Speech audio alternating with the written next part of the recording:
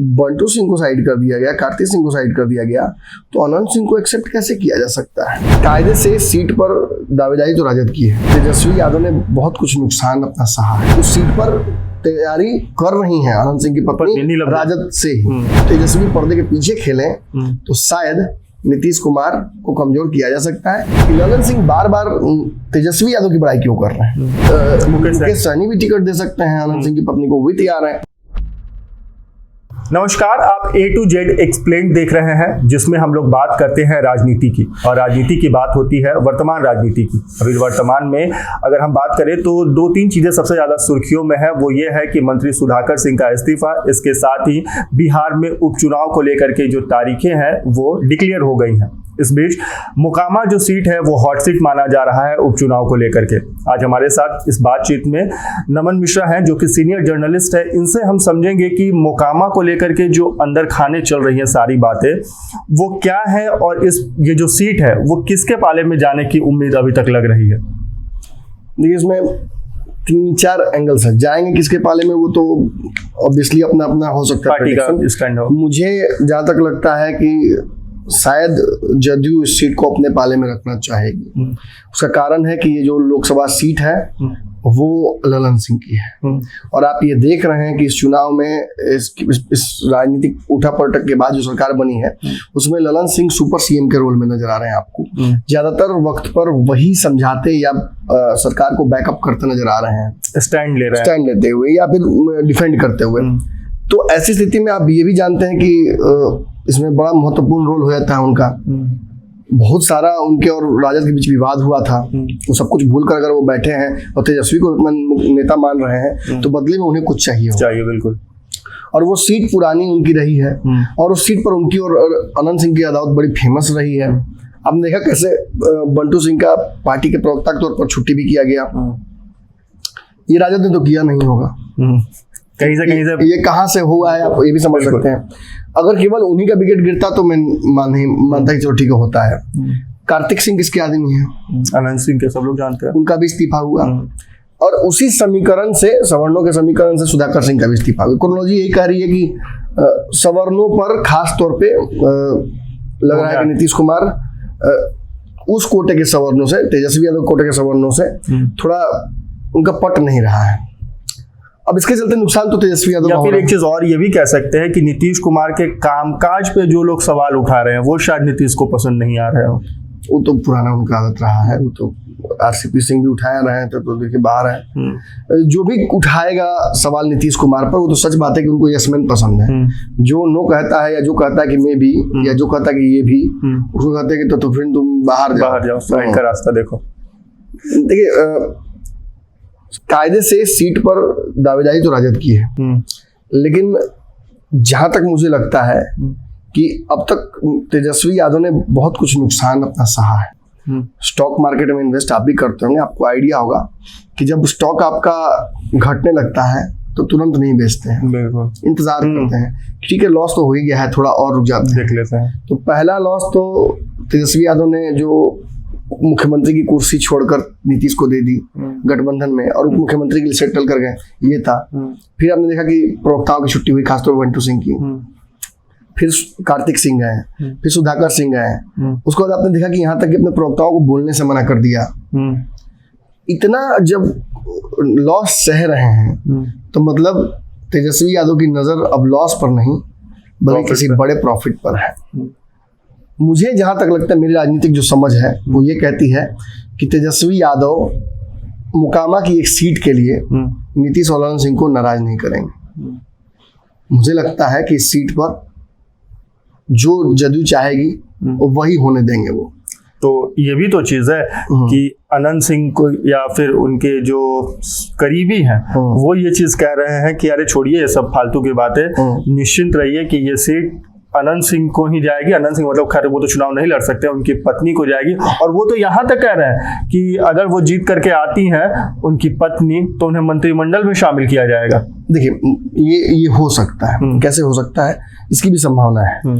जब नीतीश और तेजस्वी एक हो सकते हैं, इतना आपसी विवाद के बाद चुनाव में नीतीश ने क्या नहीं कहा था तेजस्वी यादव के लिए, तेजस्वी यादव पिछले महीने तक क्या नहीं कह रहे थे नीतीश कुमार के लिए, और उसके बाद भी अगर ये दोनों एक हो सकते हैं, ललन सिंह इतना अपमान भूल सकते हैं राजद द्वारा किया हुआ, बंटू सिंह के द्वारा किया हुआ, तो फिर नीतीश और अनंत सिंह को एक होने में क्या लगा हुआ है, ललन सिंह और अनंत सिंह को एक होने में क्या लगा हुआ है, कोई बड़ी बात नहीं है। लेकिन आप पैटर्न से एनालाइज कीजिएगा। अगर देखिए राजनीति में दो पैटर्न्स होते हैं, एक पुराना पैटर्न जिस ढर्रे पे चला चलिए, और एक होता है रीसेंट हिस्ट्री।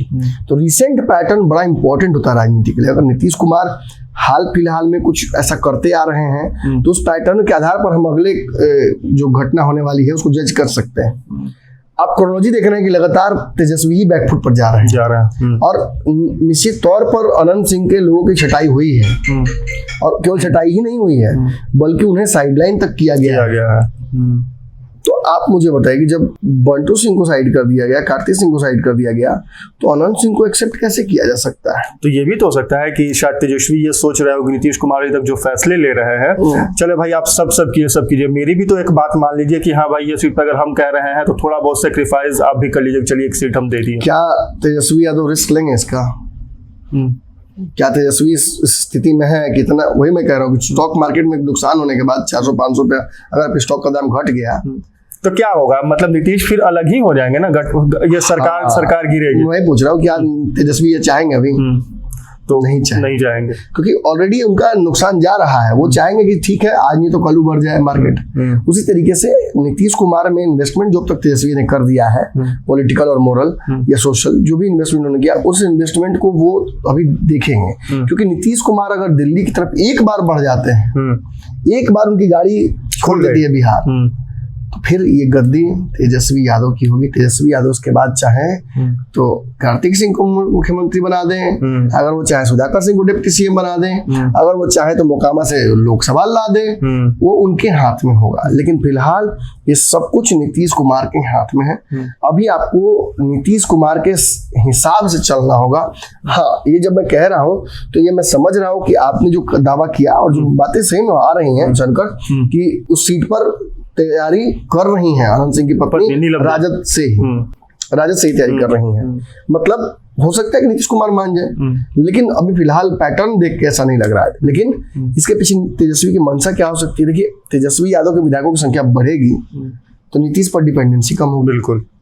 भाजपा भी बार बार कह रही है कि 5 को विधायक तोड़ लीजिए, सरकार बनाइए, छोड़िए, कहाँ पे नीचे से कर्म पड़े हुए हैं। तो हो सकता है कि तेजस्वी उसकी तैयारी कर रहे हैं, लेकिन भाजपा वाली गलती वो नहीं करेंगे तेजस्वी। जिस तरीके से भाजपा ने नीतीश को दिखा कर डरा कर करने की कोशिश की, काम वो नहीं चलेगा। पर्दे के पीछे चिराग के साथ जो भाजपा ने किया वो नीतीश जानते जानते मतलब लड़खड़ा गए। लेकिन ऐसे ही अगर तेजस्वी पर्दे के पीछे खेलें तो शायद नीतीश कुमार को कमजोर किया जा सकता है, या आप जो चाहते हैं तेजस्वी वो हासिल कर सकते हैं। हाँ, कमजोर तो नीतीश कुमार वैसे भी हैं, लेकिन तेजस्वी का जो मतलब वो जो चाहते हैं, डिपेंडेंसी खत्म हो जाएगी। और फिर डिपेंडेंसी खत्म होगी तो फिर मोनोपोली खत्म होगी, और मोनोपोली खत्म हो जाएगी तो फिर तेजस्वी स्वतंत्र होंगे फैसले लेने के, जो मन चाहे। लेकिन फिलहाल अनंत सिंह का दावा जो है इस सीट पर, और राजद का भी दावा, वो 50-50 मुझे नजर आ रहा है। मुझे लगता है कि दोनों संभावनाएं बिल्कुल तो फिर हम उस सूत्र का क्या कहें कि जो कि खैर आपको भी पता है, आपसे भी बहुत करीबी लोगों ने कहा है जी। और मुझे भी जानकारी मिली है, उसका क्या? नहीं, देखिए, अक्सर विश्लेषण जब हम करते हैं तो ये दो तरफा जाता है। बिल्कुल, क्योंकि देखिए कॉन्फिडेंटली अगर इसमें आप मुझे चुनने के लिए कहिएगा तो मैं गलत हो जाऊंगा, लेकिन मैं यही कहूंगा कि मुझे फिलहाल लगता नजर नहीं आ रहा है, क्योंकि रीसेंट जो ट्रैक रिकॉर्ड मुझे दिख रहा है पैटर्न, उस आधार पर तो लग नहीं रहा है कि तेजस्वी इस सीट के लिए कुर्बानी लड़ेंगे नीतीश से।